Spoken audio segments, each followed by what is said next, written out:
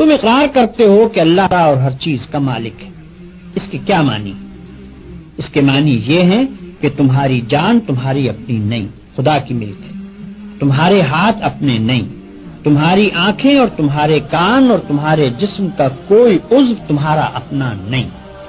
یہ زمینیں جن کو تم جوتتے ہو، یہ جانور جن سے تم خدمت لیتے ہو، یہ مال اسباب جن سے تم فائدہ اٹھاتے ہو، ان میں سے بھی کوئی چیز تمہاری نہیں. ہر چیز خدا کی ملک ہے اور خدا کی طرف سے عطیے کے طور پر تمہیں ملی. اس بات کا اقرار کرنے کے بعد تمہیں یہ کہنے کا کیا حق ہے کہ جان میری ہے، جسم میرا ہے، مال میرا ہے اور فلاں چیز میری ہے. دوسرے کو مالک کہنا اور پھر اس کی چیز کو اپنی قرار دینا بالکل ایک لغو بات ہے. اگر در حقیقت یہ بات سچے دل سے مانتے ہو کہ ان سب چیزوں کا مالک خدا ہی ہے تو اس سے دو باتیں خود بخود تم پر لازم ہو جاتی ہیں. ایک یہ کہ جب مالک خدا ہے اور اس نے اپنی ملکیت امانت کے طور پر تمہارے حوالے کی ہے تو جس طرح مالک کہتا ہے اسی طرح ان چیزوں سے کام لینا چاہیے. اس کی مرضی کے خلاف ان سے کام لیتے ہو تو دھوکہ بازی کرتے ہو. تم اپنے ان ہاتھوں اور پاؤں کو بھی اس کی پسند کے خلاف ہلانے کا حق نہیں رکھتے.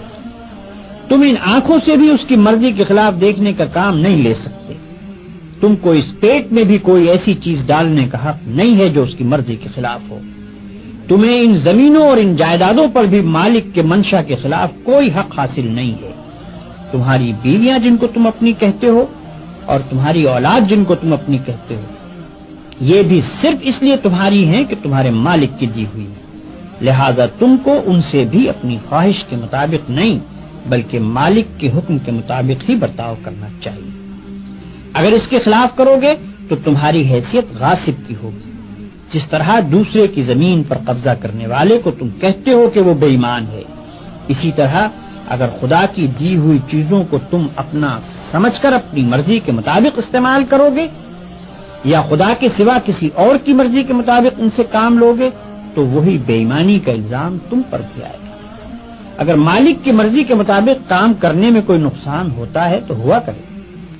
جان جاتی ہے تو جائے، ہاتھ پاؤں ٹوٹتے ہیں تو ٹوٹیں، اولاد کا نقصان ہوتا ہے تو ہو، مال و جائیداد برباد ہو تو ہوا کرے. تمہیں کیوں غم ہو؟